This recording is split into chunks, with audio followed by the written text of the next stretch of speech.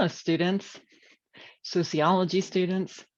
I am going to go over the discussion board rubric just because we had some grades the first week on the discussion boards that were, let's just say, less than what I was hoping for. So I want to go through the discussion board rubric so that everybody is very clear on what you need to receive maximum points for your discussion. So let's dive right in, and I'm going to share my screen right now and pull up the rubric, which is located in modules in your classroom. Okay, I'm sharing my screen now.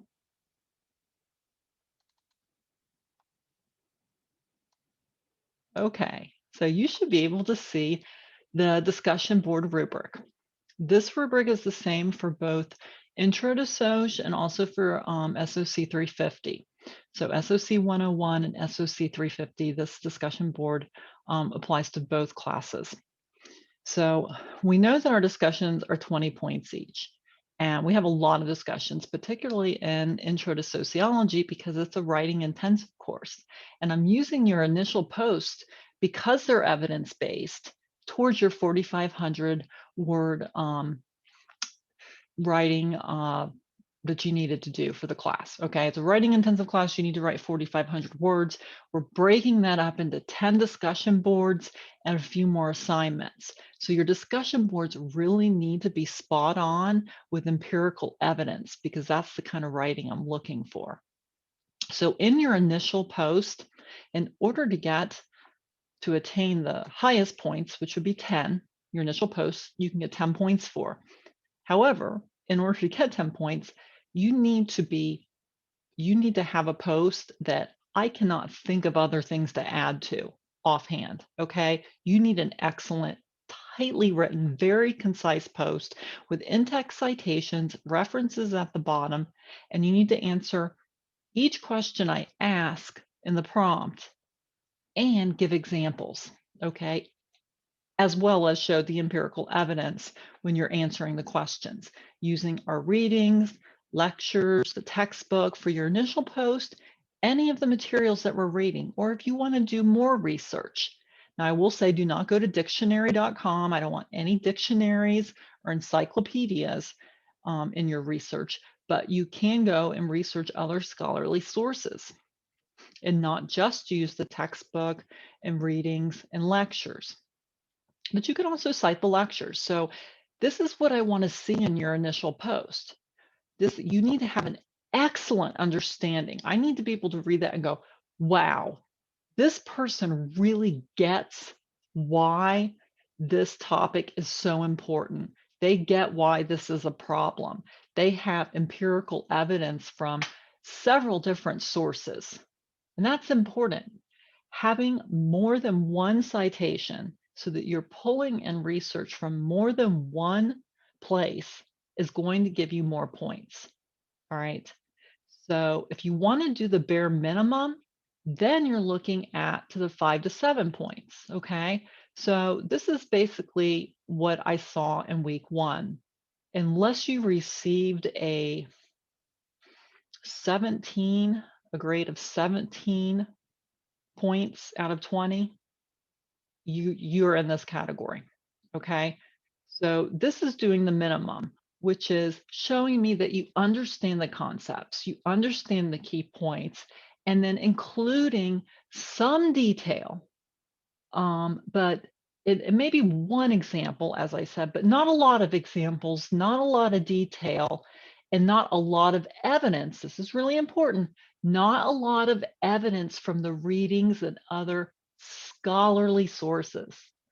So this good is what you're going to get if you do what I ask. You have to go above and beyond to receive excellent. Okay. So if you would like to have an excellent grade, do more research, bring in more sources, use more examples, be more specific in your details, stay on topic, bring in examples, but don't get lost in them. We had some really long examples about the Kardashians and other TV shows, and it's great to bring in media, but just kind of make a point with it and then move on, okay? Because when you use an example, you're using that to make a point. You're using that to make a claim. So use it that way. So, and then if you get 2 to 4 points, you really are missing a lot here. You have a very incomplete understanding of the concepts, as far as I can tell. And you may not. You may actually really know the concepts and key points, but you didn't show me that on the discussion board. Okay. So then when you email me and you say, Dr. Melvin, I meant blah, blah, blah, I have to say, but you wrote this other thing. Okay. You didn't write blah, blah, blah.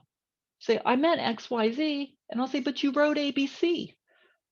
Okay, I can't grade you on XYZ. You wrote ABC. So write exactly what you want me to read and spend some time crafting the initial post. The initial post is not something you just pound out right there in the Canvas classroom. I would write it in Word. I would edit it. I would proofread it. That's all going to be in that. We're going to go through that. And then I would copy and paste it and put it into the discussion board and use, as I said, as many sources as you need. All right. And then there's the second big component, which is your participation on the discussion board throughout the week. So what I'm seeing right now is that people are posting all of their participation posts on the same day. You cannot get maximum points by doing that. Now, you are meeting the minimum requirement if you do that. So you will receive 4 to 6 points. But if you would like to receive 5 to 7 points, then you need to interact at least 2 different days, okay? And you need to post to 3 peers, not just 2. Okay, so this is going above and beyond. You can still make a good grade doing the minimum, which is 2 posts to peers, and they don't have to be made on the same day. For the 5 to 7 points, your participation posts also have to be very substantive. I want to explain what I mean by substantive. You need to add to the conversation about the topic. So you can add more information. Say that you have a peer that you're posting to, and you say, "Hello, Jane. Start with something nice. I really enjoyed reading about blah blah blah. Have you thought about?" That's something you could do. And if you ask, have you thought about, don't just stop there, go elaborate or add another idea, ask questions, or add more information and then cite it underneath. There's so many ways that you can post to classmates that will garner much higher points than if you just say, great job, so and so. I really loved your post. That was just, you made some really great points on this, that, and the other. That's not enough. When I read your participation post, I want to gain something, okay? You should be either showing more insight on the topic, that would be adding more, asking questions, even doing a counter argument. Just keep it very civil. You guys are really good about that, so I'm not worried. But remember, these are substantive posts to classmates. It's not just commenting on their post. It's going further for maximum points. Okay, now let's go down to the writing. So what I want to say about writing, because I've noticed a pattern in writing. It's really important that you follow APA format. So if you don't have in-text citations in your initial post, you're going to also get docked in writing because that's actually part of the writing. I'm not going to dock you in the initial post for not having an index citation. I'll tell you you didn't, but the points actually come from the writing. So for maximum points, you need to follow the APA style. You should have basically no errors. It should be very clear that you proofread. And all of your writing should be very much on the college level, okay? And your post to classmates should be extremely professional. All right. I'm looking for a very professional tone. Um, and in a formal tone, okay? Because we're not just chatting, we're having a conversation, we're having a dialogue, all right, during that week. And that's why I don't accept discussion boards after the week's over, because it's kind of like a party. You can't get there after it's over, and it's over, okay? So that's how discussion boards work as well. We're having this really great dialogue for a week. At the end of that week, we wrap it up, and I'll have a wrap up post for you guys as I do, and I may even post some follow up questions. If you answer one of my follow up questions, then that counts for participation as well. Okay, so that could be one of your peer posts, your participation posts, as I like to call them. So thinking about other things, if you honestly, if you just use this rubric, do the readings, bring in more than one reading, and that's important. If you rely completely on one reading, unless I tell you to, then you're not going to have as many different points, okay? It's not going to be as it's not going to be as rigorous. It's really not. I mean, if you're just looking at one person's point of view. So try to look at, we have several readings on pretty much everything, and there's also research you can do.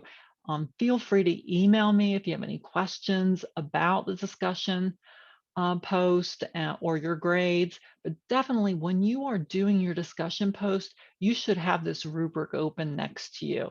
That'll really help you craft discussion posts that are substantial, evidence based, that make claims and back them up, and that also you're participating more broadly within the classroom and creating a community by discussing the topics in an academic and scholarly way.